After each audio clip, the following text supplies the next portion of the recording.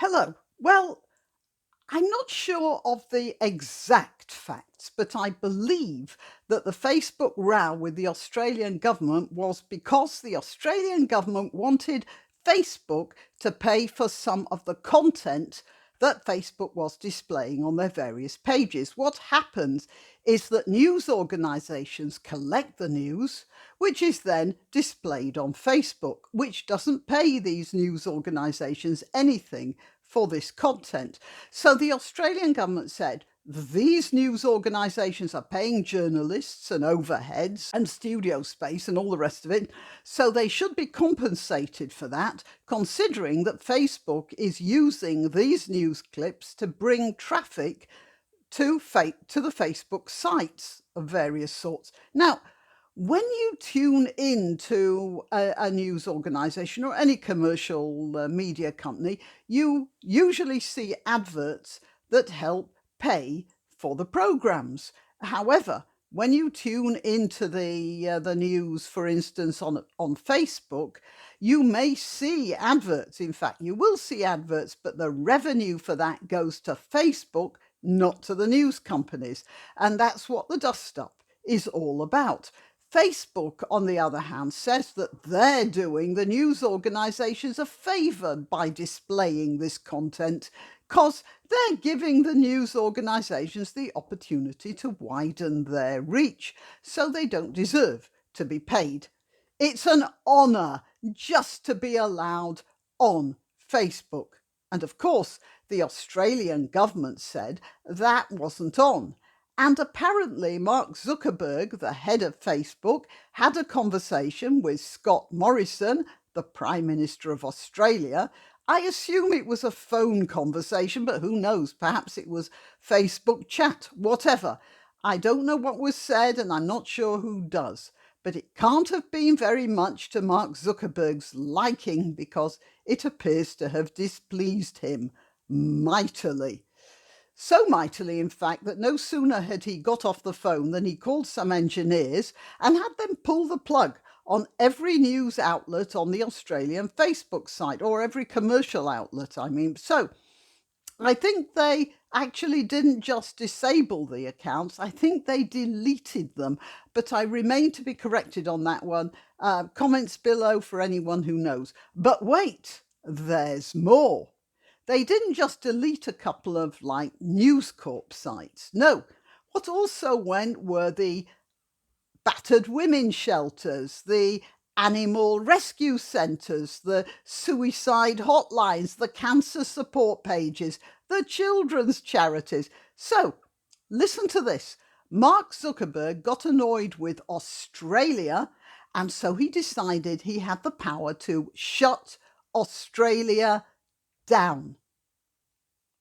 Just consider that for a minute. Overnight and without any warning at all, charities, support groups, ministerial announcement, helplines, hospitals deleted. Can you imagine the immaturity, the childishness, the Stalinism and the boneheaded stupidity of that decision? Can you imagine the infantile, irresponsible heartlessness of it? But you see, this is absolutely no different from the closing down of Donald Trump. Everyone should have realised that if an organisation felt themselves so powerful and right in depersoning the President of the United States, then they could do that to anyone or anything. I've been saying this since the Alex Jones business anyway, me and a few others, more than a few others, but nobody in power has been taking much notice of us. They've all thought, oh, it won't happen to us. It happened to X, but surely it won't happen to me. You know that one about they came for oh, it will never happen to me, but it always does happen to me eventually. And the Australian government is just the first of it. We have a corporation here that's more powerful than governments and knows it, because information is the thing nowadays. And Facebook is more powerful than governments and is not elected by anyone. It's accountable to no one. Well, I'm annoyed with the Australian government, so I'm going to show them who's boss. I'm going to shut them down and bring them to heel like the good little doggies they're supposed to be. What an idiot. What is he on? Well, it's obviously something very expensive anyway. You'd think he'd have known what that would start. Did he expect an apology from the Australian government? How conciliatory do you think Morrison could even be now that the cat is out of the bag? Even the slightest hint of him caving, and he's going to lose the next elections. You know what?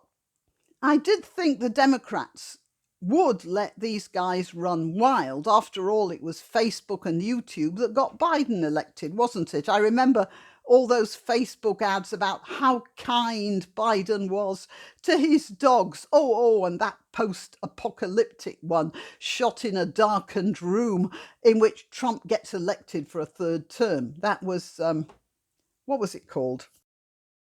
The one that got closed down recently because some nastiness was found there. The name's gone.